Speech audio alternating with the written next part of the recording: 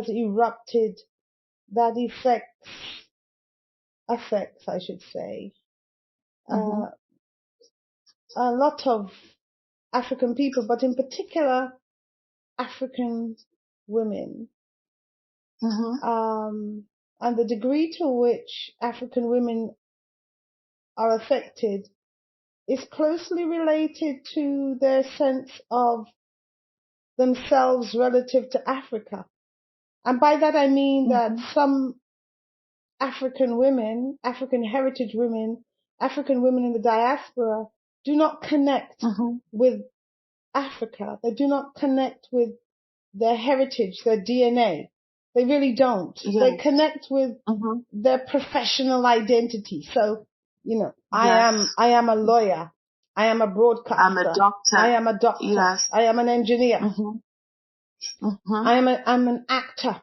They don't see themselves as African.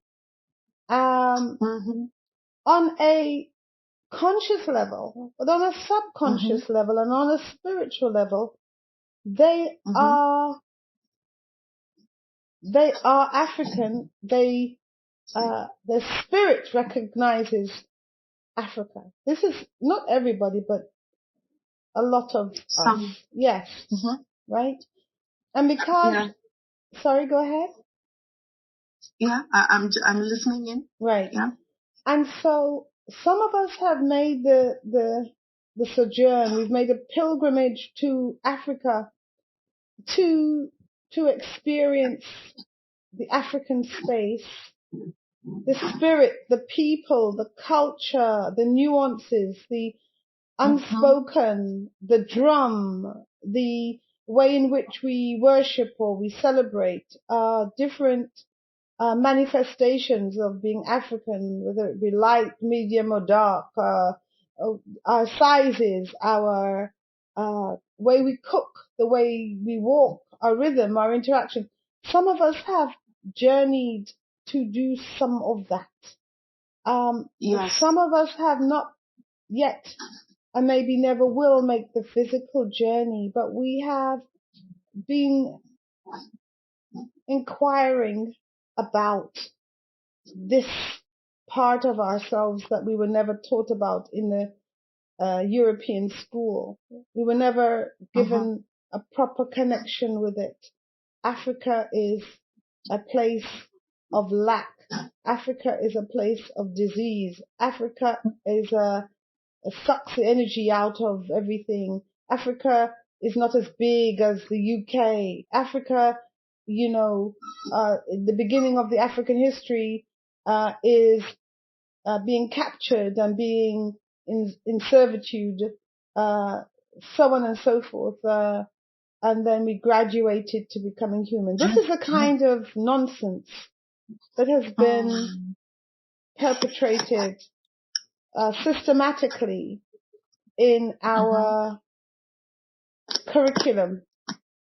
This is what we learned about it. And as we've grown up, and some of us have had a chance to leave those places called school, we've done our own searching, and we've discovered the greatness of Africa, the greatness of African people, the generosity, the gift that it has contributed to, the earth, to civilizations, to inventions, to healing, to nature, to science, to beauty, to culture.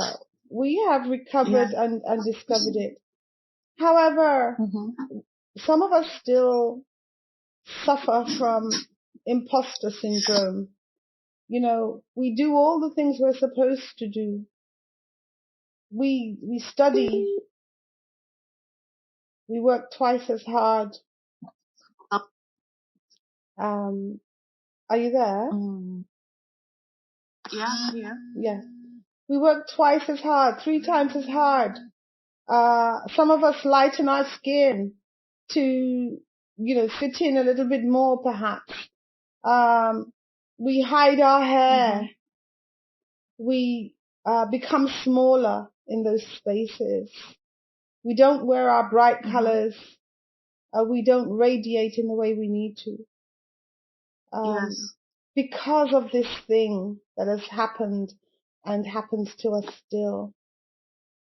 So my thoughts have been triggered by a couple of recent events. And I'm really grateful that you called, because I want to share some things, and you calling makes it easier for me to do so. So thank you. So you will know that in recent times there was this attack on an African woman from the diaspora who is in service to other African women, African heritage women, women who identify as being African, who are at risk of intimate partner violence or domestic violence and IPVs, right.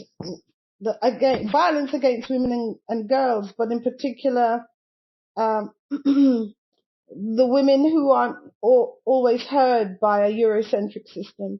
Our words are not understood. Our skin does not show the bruises in the way that other people's skin does.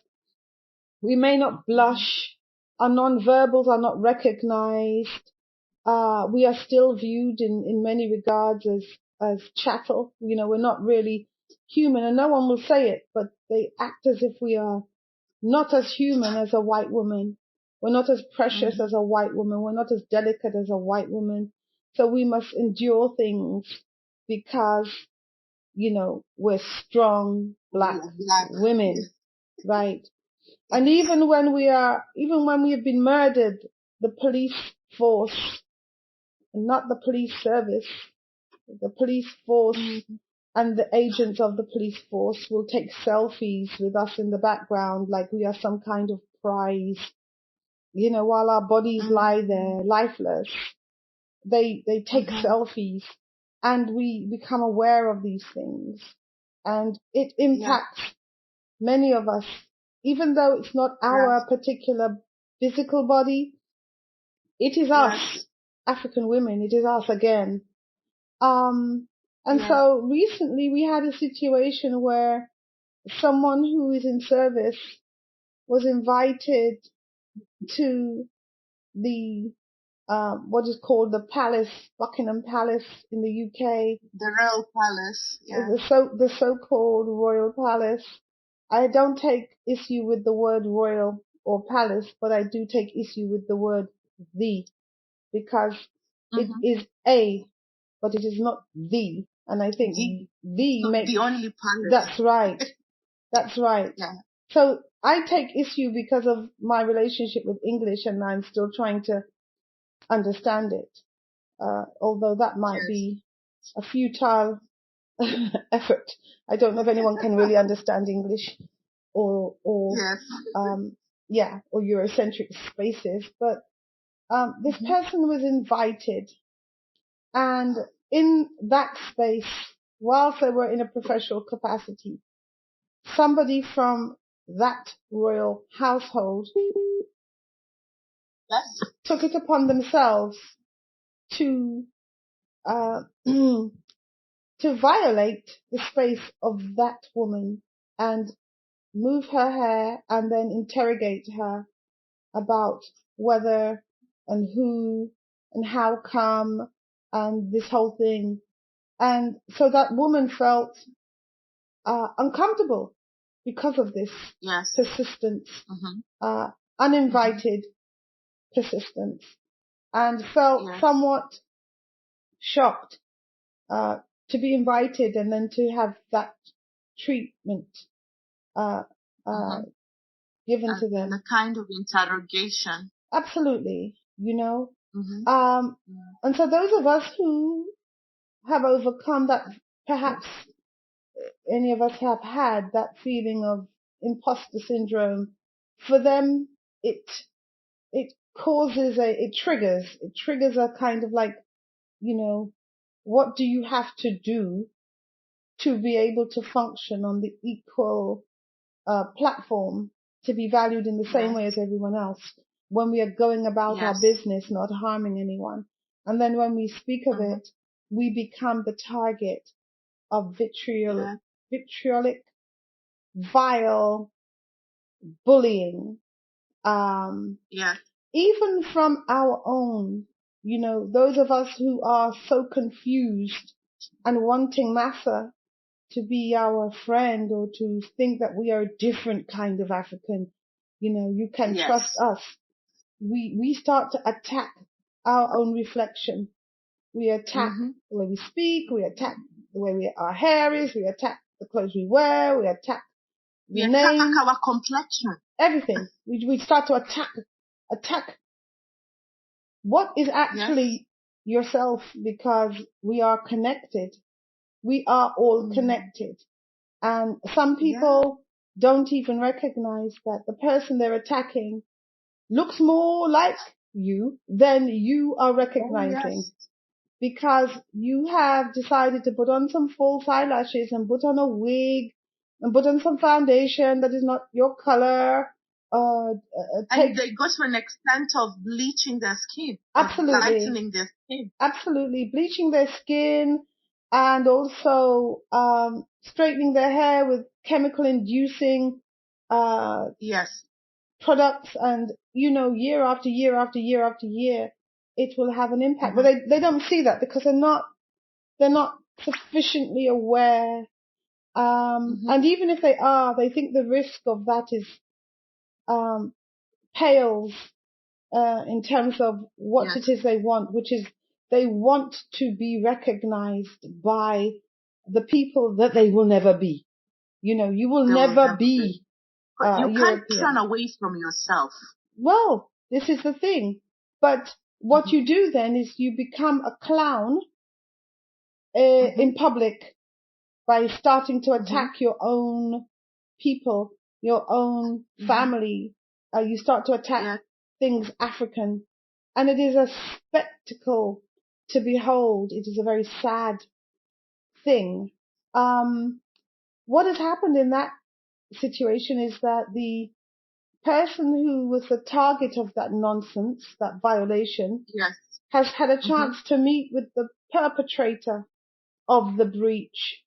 They have met, and the press, the UK press, have taken pictures of them sitting together, in a what looks like a royal space, quite decently sitting together, having perhaps had some light refreshments and some civil conversation. And then Buckingham Palace issued a statement which is, I would imagine, designed to quell the unrest, saying that these two people have met and discussed, and pretty much the matter is resolved now, and that that family, the royal family, have committed, and the household have committed to learn more about issues that they obviously don't know about.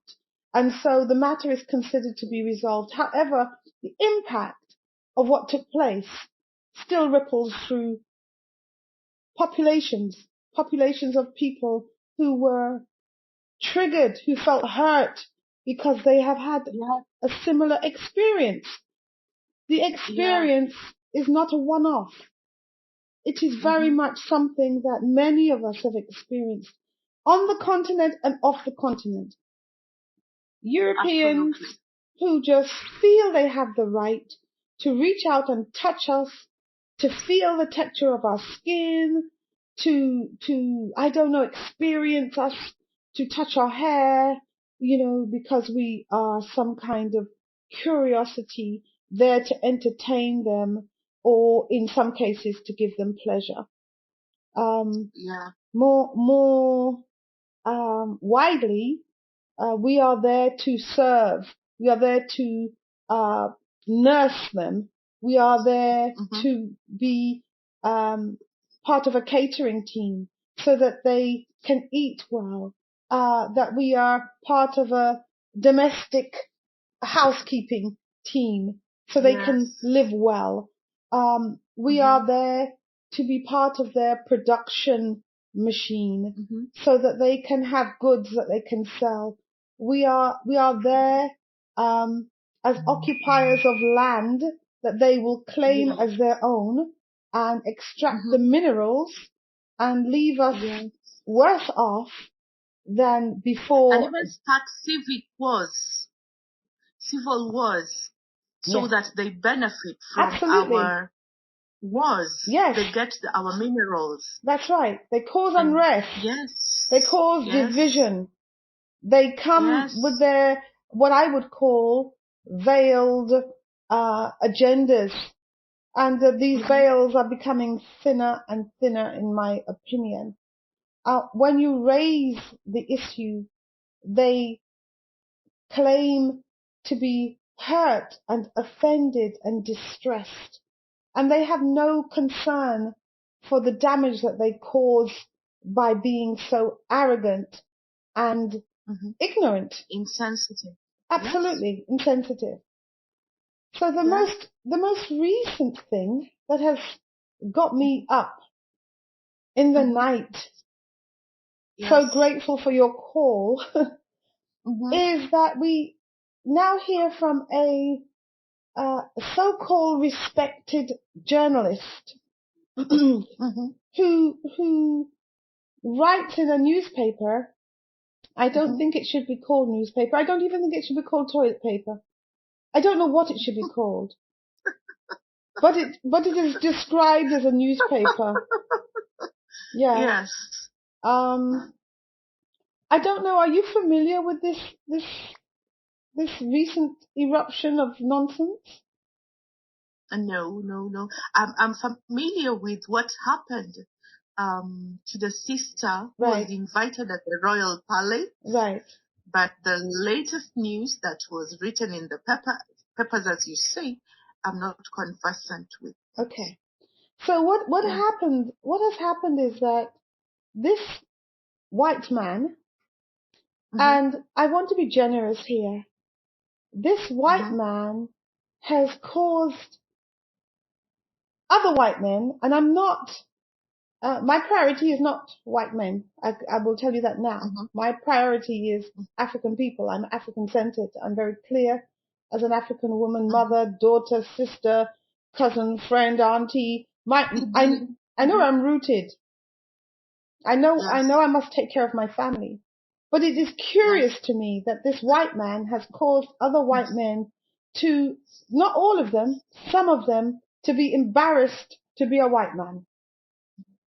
Some white men now find it difficult to string together a proper sentence to excuse the horrid, vile nonsense that's come from this man. This man has declared in a newspaper column that he hates on a cellular level and stays awake at night. He has sleepless nights thinking about a particular African woman who the world knows about her because she married a man from the UK royal family. And because of that, she is being hounded like she killed somebody, like she committed the worst crime on the planet. She has dual heritage. That means her father is European, though American. Yes. And her mother is African, though American. That was her crime. And because of it, this so-called respected being journalist. called a journalist said he stays awake at night and wishes to see this woman paraded naked in the streets with excrement. Why would he want that? Excrement thrown at her. He would want to see that. Why want that? I don't know why he would want it. I don't know if he has a condition that is beyond the largely hidden condition of a lot of white men, and I would go so far as to say some white women as well, that makes them hate simply because the person is not the person is not of their chosen look. Black? She has an African heritage? That may be her crime, although he doesn't declare that to be her crime. He doesn't actually declare any specific thing to be her crime, but the press are having a field day at accusing her of putting this UK royal family in a bad light. And so everybody who has nothing to do with their life has chosen to attack her. Of course, the person whose hair was touched and her personal space violated is her being linked to this woman, even though there is no evidence that she's linked. The woman who's been violated has been, in the press as not having her real name, when she does have her real name. Many of us Africans are very concerned that we carry the name of enslavers.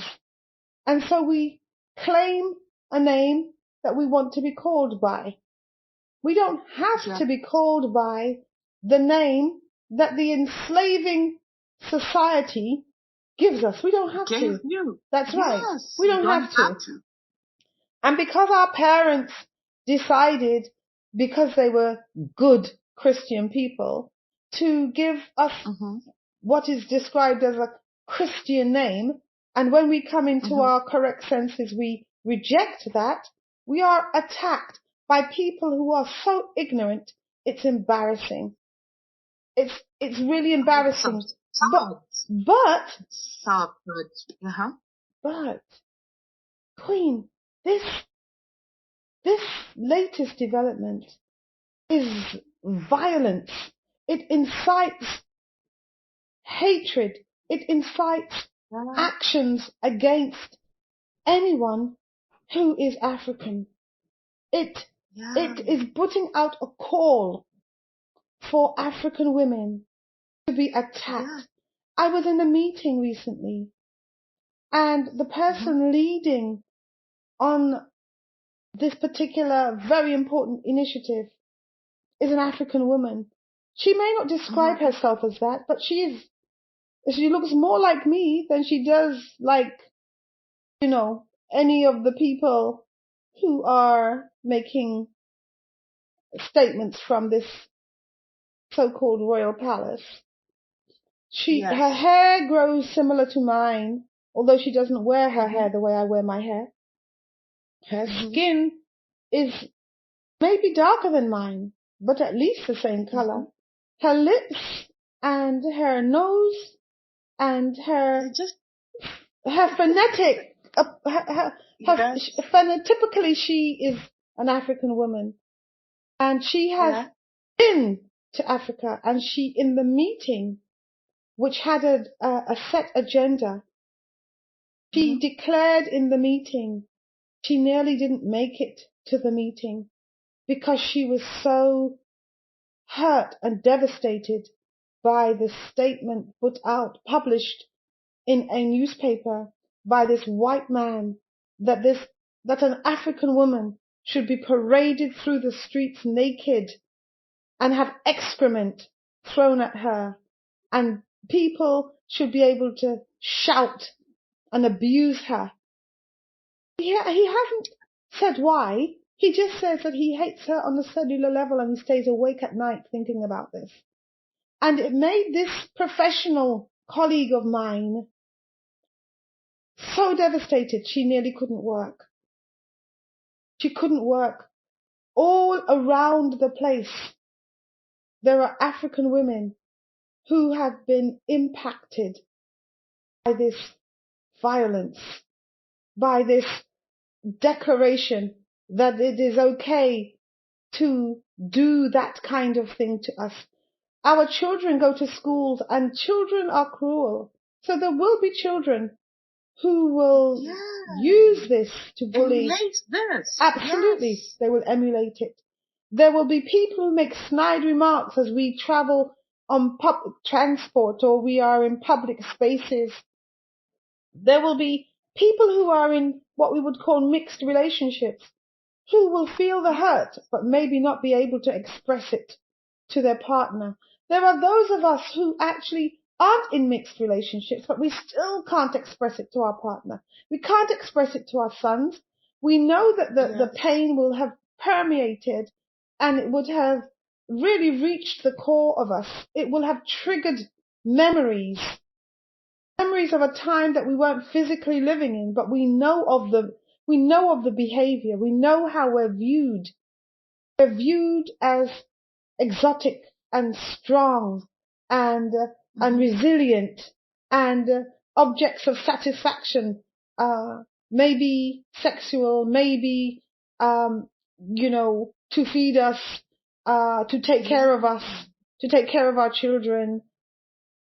And then we are subject to this terrible thing. This has to stop. It has to stop. It has to stop. Absolutely. Because parading someone naked, even the thought of parading someone naked, that person needs to be in a mental health institution. What's wrong with that guy? Yeah. What's wrong with him? Yes, but what Why is... even start thinking about such things? I know. What's wrong with his mind? And doesn't he have better things to think about? Obviously not. You see, other than parading, simply because she has African heritage, her lineage. Yes. She's supposed to be paraded naked. Yes. Yes. That is so hurting, and I am not mincing my words when I'm saying that particular journalist belongs to. He should be taken to a mental health institution. I think he should be arrested. Who should not even be allowed to speak on TV. No. That is someone who is not even supposed to practice journalism. No. That is so inhuman. It is inhuman. Very inhuman. But the thing as well is that an editor would have allowed that to be published. Yes. So for me, it's not just him. It is the system. Whole system. It is the system. It is the system, yes. People have come out and they've said, well, he was just joking, But he was... How can you joke about parading someone naked? That's not a joke. No, it's not. It's not a joke. And we're not taking it lightly as Africans as well. No, it is absolutely shocking. It is despicable. It is vile. I have a problem with English. I cannot find the word suitable to express my concern, my distaste. I don't know where he came from. I expect that he came from the womb of a woman, but I'm not sure that he knows that he's disrespecting the womb that he came from. His daughter has distanced herself from what he has written. He claims to have made an apology, and what his apology says is something along the lines of, oh dear, I seem to have upset a lot of people. I'll be more careful next time. No, he needs to be arrested. And we're not taking that matter lightly. We're not taking it lightly. You've said that you struggle with English. I don't even have the right words to speak or express myself in English because English is not even my first language. No, mine. It's all I have. At least you have another one. I mean, I have 3 more. I have Luo, my native language, and Swahili, and others. I salute you.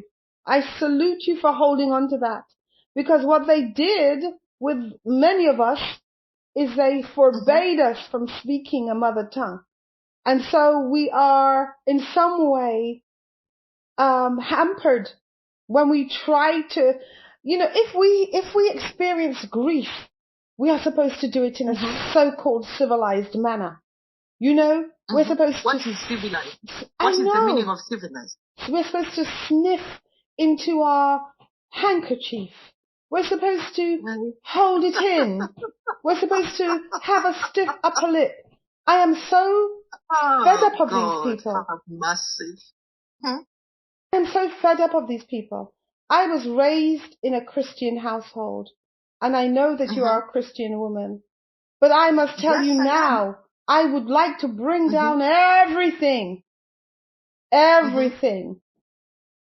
Intervene. But you know what, sister? The word of God says very clearly that you are the head and not the tail. When God says you, He did not say white, He did not say yellow, He did not say black. You is human, and we are all human, including blacks, including Africans. So an African is also the head and not the tail. Who says that our place is supposed to be working for someone as a maid servant? Who say that there's a particular career meant for a black person? The things that are supposed to portray your strength or your resilience. They lie to you that you are strong, so you need to carry bricks. No. If you're an African and you're listening to this, God reminds you that you are the head and not the tail. So stop going to the tail. Look for where the head is. That is your place. Yes. Sister, you can go ahead. Thank you for listening, because I really have been, what will be my response to this? Will I stay silent? So many of us, we are stunned into silence because we, number one, can't believe it. Number two, we're fearful when we see that someone who says, somebody touched me. Somebody moved my hair. I was invited in and then I was violated. And, now that I have had a chance to reflect, I want to say something about it. And this person is stoned. This person is threatened. This person, they try everything to say that this person is a fraud. I kind of expect it to some degree from, Caucasians. But when I see that people like us are speaking about people like us that way, that is where I realize there's a lot of damage that is done. And that certain people will be celebrating this. They will parade people that look like us out in public and say, look, we said it, but they said it too. They said it because they are not well. They are not aware of who they are. They are not aware of who they are. And they're trying to almost make some distinction between themselves and the person who is the target by wearing certain clothes or speaking in a certain manner or mixing in certain company or taking on certain titles. But the truth of the matter is, if you are looked at under a microscope, your DNA will expose you. Brings us back to Africa. It will expose you. It doesn't matter what school or college or university or job or part of the world you live in, kind of house, kind of car you drive. None of that matters. Under DNA, you are exposed. And in a mortuary, you're just another body. You can't even, this is a sadness, you can't even allow yourself to be seen by your partner in your natural state. You cannot allow your partner to see the way that the divine has made your hair to grow. You cannot be seen in the way the divine has allowed your melanin to be rich and pop. Oh, yes. You can't even allow yourself to laugh naturally, the way the divine has planted joy in your heart. You can't even allow your tongue its full flexibility, because your tongue has been constrained by the language that you allow yourself to speak in the presence of others, because you have deeply adopted this state of imposter. Yes. You feel like and act like an imposter. Yes. What kind of state are you in constantly? And then you're wheeled out by the media to sit in front of cameras and speak like a complete exposed idiot. I couldn't take your call earlier on because I would have woken up the household. I just couldn't do it. I still feel that I have not really properly articulated the degree to which this is a violation of a human's right to safety and protection. You, whatever it is you are, I don't even know what it is you are, but you've been allowed to write this vile, disgusting stuff. Still have an audience with people. You should have been arrested. You are inciting hatred. There is legislation. Yes. There is legislation that prevents this. Yeah. And this is a very good a conversation, because this is an awakening to our African siblings all over the world. Yes. It is time we got to know our roots. It is time we got to know our identity.